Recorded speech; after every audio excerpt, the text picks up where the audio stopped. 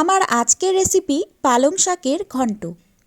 Welcome to Shreyasi's kitchen. গরম ভাতের সাথে এই রেসিপিটি খুবই ভালো লাগে। চলো রেসিপিটি দেখে নিই। প্রথমেই আমি নিয়ে নিয়েছি পালং শাক। পালং শাকটাকে খুব ভালোভাবে ধুয়ে এখন আমি কেটে নিচ্ছি। শাকটাকে অবশ্যই খুব ভালো করে ধুয়ে নিয়ে তারপরে কাটতে হবে, তাহলে শাকের মধ্যে যে ধুলোবালিগুলো থাকে সেটা খুব সহজেই পরিষ্কার করে নেওয়া যাবে। এই রকমভাবে সবটা কেটে নিচ্ছি। সবজির মধ্যে আলু, বেগুন, শিম, মিষ্টি কুমড়ো কেটে নিয়েছি।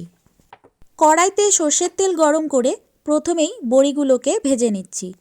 যেহেতু এটি সম্পূর্ণ নিরামিষ রান্না, সেই জন্য এখানে মুগ ডালের বড়ি ব্যবহার করেছি। বড়িগুলিকে লাল লাল করে ভেজে নিয়ে এখন আমি উঠিয়ে নিচ্ছি। এবারে ওই তেলেই ফোড়নে দিচ্ছি দুটো শুকনো লঙ্কা।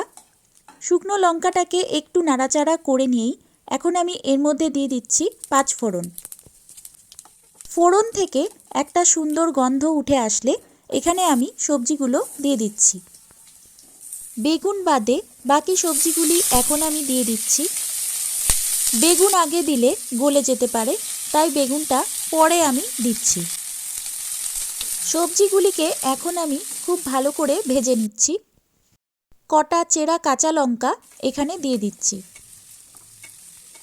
কিছুক্ষণ ভাজার পর এখন আমি বেগুনগুলো দিয়ে দিচ্ছি। বেগুন দিয়ে সবজির সাথে ভালোভাবে বেগুনটাকেও ভেজে নিতে হবে। সবজিগুলিকে ভাজার সময় এর মধ্যে আমি নুন দিয়ে দিচ্ছি। নুন দেওয়ার ফলে সবজিটা খুব তাড়াতাড়ি সেদ্ধ হয়ে যাবে। এবারে এর মধ্যে আমি দিয়ে দিচ্ছি পালং শাক। যেহেতু পালং শাকের ঘন্ট, তাই পালং শাক একটু বেশি করেই দিতে হবে।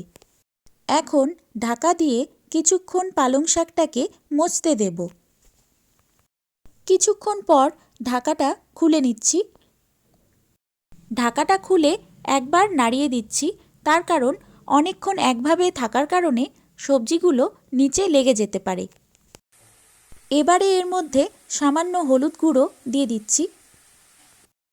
অনেকেই শাকে হলুদ গুঁড়ো ব্যবহার করে না, তবে আমি যে কোনো শাকেই সামান্য পরিমাণ হলেও হলুদ গুঁড়ো দিয়ে থাকি। এবারে আমি এর মধ্যে ভেজে রাখা বড়িগুলো দিয়ে দিচ্ছি।